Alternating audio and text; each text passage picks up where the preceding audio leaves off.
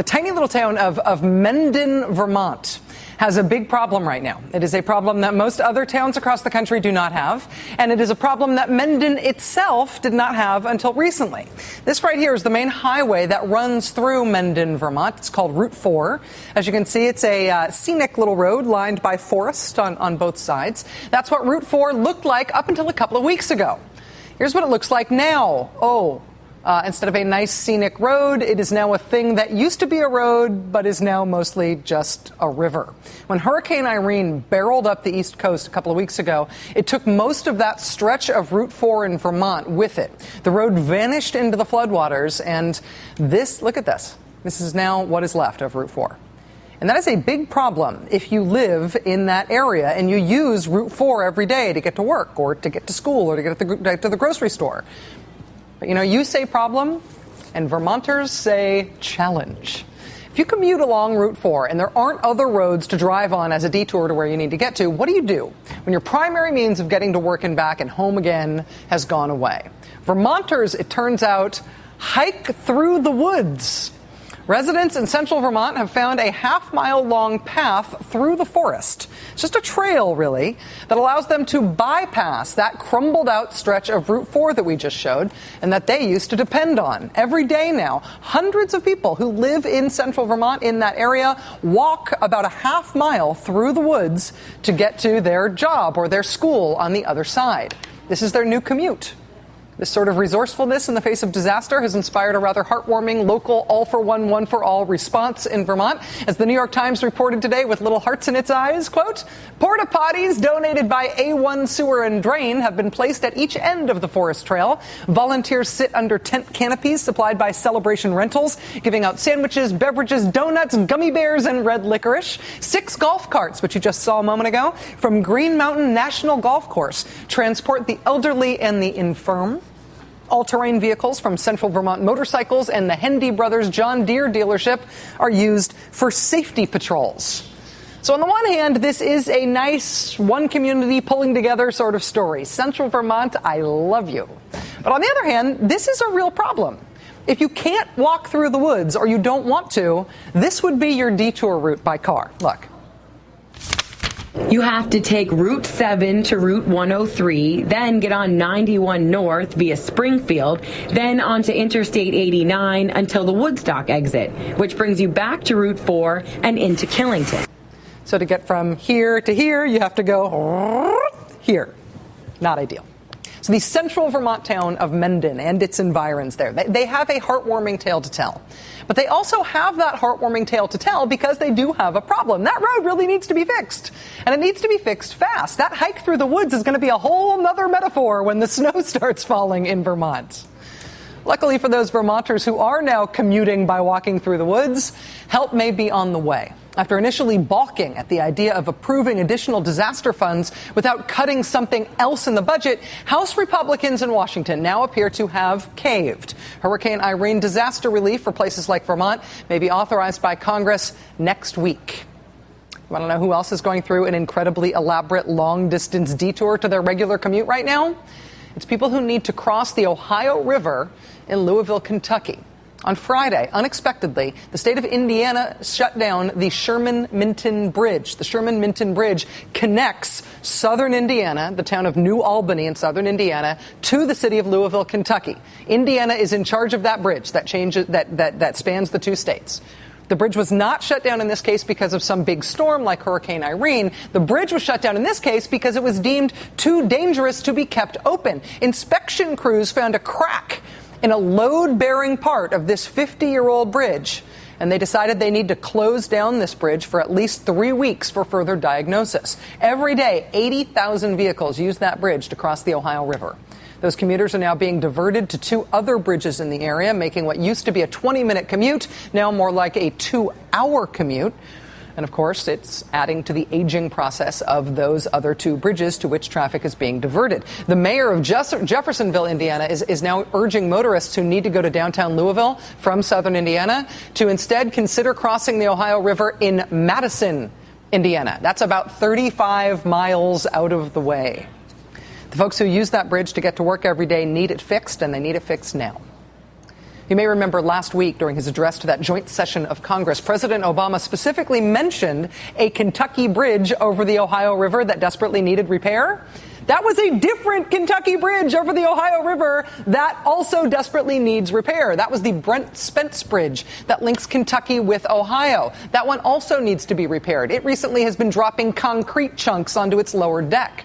In fact, there are lots of bridges across the country now that need to be repaired. More than 69,000 American bridges are now deemed structurally deficient by the Federal Highway Administration. Should we fix those bridges? Shouldn't we fix those bridges?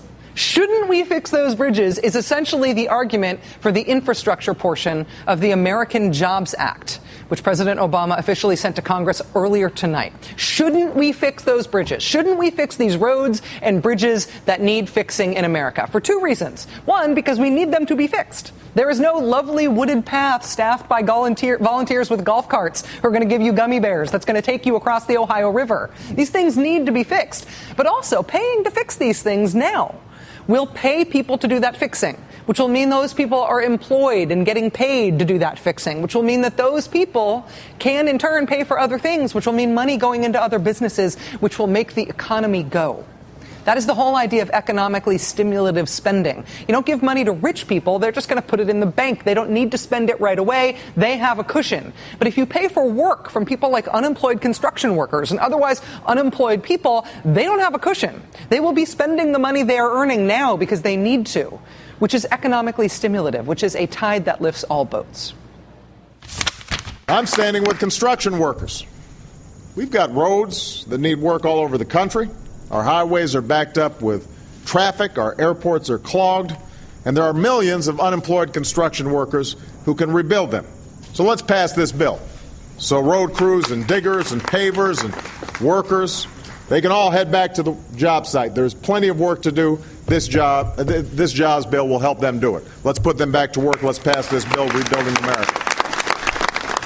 That was President Obama in the Rose Garden of the White House today, stressing the urgency of getting this jobs bill passed now. Mr. Obama gave a speech introducing this legislation on Thursday. On Friday, he spoke about the plan in Eric Cantor's district in Richmond, Virginia. Today, after the Rose Garden speech, he officially delivered his bill to Congress. Tomorrow, he'll be in Columbus, Ohio. Ohio, of course, the home of Republican House Speaker John Boehner. The day after that, he'll be talking about this in Raleigh-Durham, North Carolina. And at all of these stops, President Obama is just saying not just let's pass this bill, but let's pass this bill right now. Let's pass this bill soon. Let's pass this bill right away. There is a very palpable sense of urgency from President Obama and the White House on this. Republicans, on the other hand, so far the reaction from congressional Republicans has been sort of smirking but non-committal, saying that they will get around to looking at the legislation in due course. They want everything to go through the regular committee process. They can't really do anything until it's been scored by the Congressional Budget Office, and so they're asking for that to happen. They would like to take their time with this thing. And meanwhile, people who live in southern Indiana and work in Louisville, Kentucky will be leaving for work tomorrow morning 2 hours earlier than they usually do, taking a long detour while watching one of this nation's aging and crumbling bridges slowly fall apart. Joining us now is E.J. Dionne, Washington Post columnist and senior fellow at the Brookings Institution. E.J., it's good to see you. Thanks for being here. It's great to be with you to discuss radical left-wing ideas like building roads and fixing schools and bridges. It must be socialism. It's really amazing, isn't it? Well, the president keeps talking about how, this used to be the kind of idea that wasn't that controversial. This used to be the kind of idea that Democrats and Republicans could come together on. Is he right in pointing that out as a means of making the case that it could be that way again? Well, as a historical matter, he's certainly right. I mean, who did more to build roads in this country than Dwight Eisenhower? He put through the interstate highway system. Republicans, I used to cover the state legislature in New York, and Republicans would often say, well, we don't want to spend money on welfare. We want to do the things government ought to do, like build roads, like build transit. And so, yes, for then, but you've had a Republican Party that's just retreated from government. Now, I think they're a little scared of, say, a 13% approval rating for Congress. They know that some of this stuff is popular, and I'm building roads and fixing schools is popular.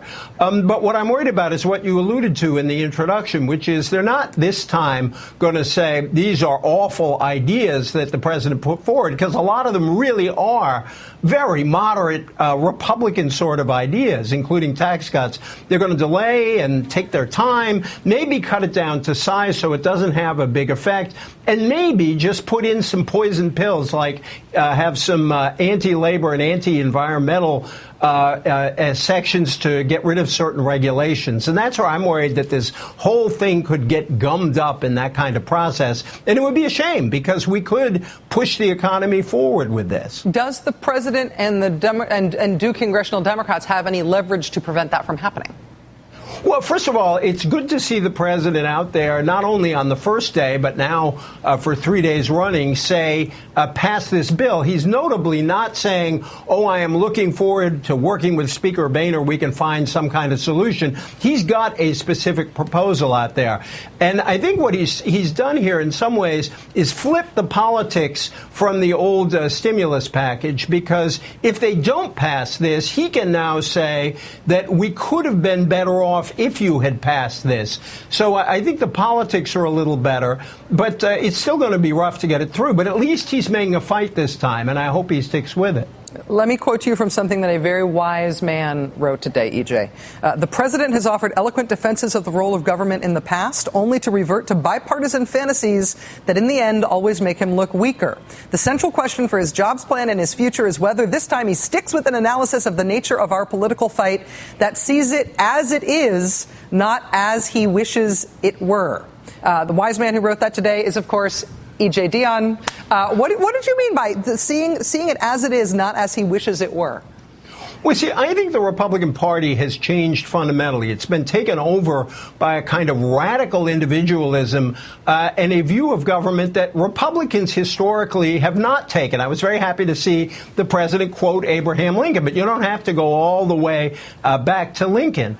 And they are in a very different place right now. And you have Republicans who really believe that it's more important to stop certain things from happening, even if it causes a lot of trouble, the way the whole fight over the debt ceiling caused it, to make sure you defeat this set of sort of radical lefties in power. So I think it is a very different Republican Party. And the president acted as if he thought it was the old Republican Party. For now, he seems to be acting as if he understands what he's really up against this time. Do you think that it's resonating with a base and with, beyond a base, a sort of Democratic broad electorate who has criticized the president tactically for conciliating too much, for giving up too much, for being too unreasonable against an unreasonable opponent?